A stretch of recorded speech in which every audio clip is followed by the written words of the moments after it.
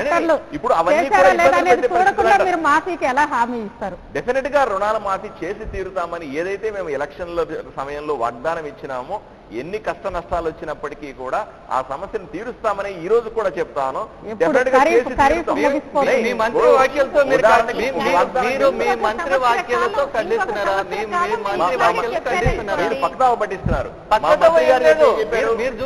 మా మంత్రి గారు ఏం చెప్పారు, ఏమండి నిజంగా మీ వెంటనే రుణాలు కావాల్సిన పరిస్థితుల్లో మీరు కొంతమంది రైతులు భయపడుతున్నారు కూడా.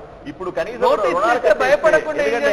రైతులందరికీ ఇప్పటిదాకా అభిప్రాయం ఏమిటి, డబ్బులు ఉన్నప్పుడు చాలా మంది సేవింగ్స్ అకౌంట్ లో డబ్బులు విత్డ్రా చేసుకున్నారు.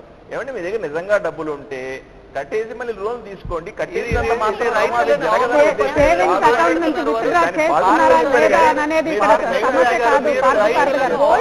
సేవింగ్స్ అకౌంట్స్ గురించి మాట్లాడడమే ఇక్కడ కరెక్ట్ కాదు. ఇంకో వైపు ప్రతి చోట కూడా అన్ని బ్యాంకుల్లో మనం చూస్తున్నాం, అన్ని డివిజన్లలో, ముఖ్యంగా ఆంధ్రప్రదేశ్ లో, తెలంగాణలో కూడా కొన్ని ప్రాంతాల్లో బ్యాంక్ మేనేజర్స్ అందరూ కూడా ఆంధ్ర బ్యాంకు కానీ, ఈ రోజు విజయవాడలో ఆంధ్ర బ్యాంక్ మీటింగ్ జరిగింది. ఖచ్చితంగా రుణం కట్టి తీరాల్సిందే, లేదంటే వేలానికైనా సిద్ధం అని చెప్పి ఈ రోజు బ్యాంక్ అడ్డుకోవడానికి వీల్లేదు. కానీ వాళ్ళకి ఒక గైడెన్స్ ఇవ్వాలి కదా, కనీసం డబ్బులు అప్పుగా ఇచ్చిన తర్వాత కట్టమనే చెబుతారు వాళ్ళు.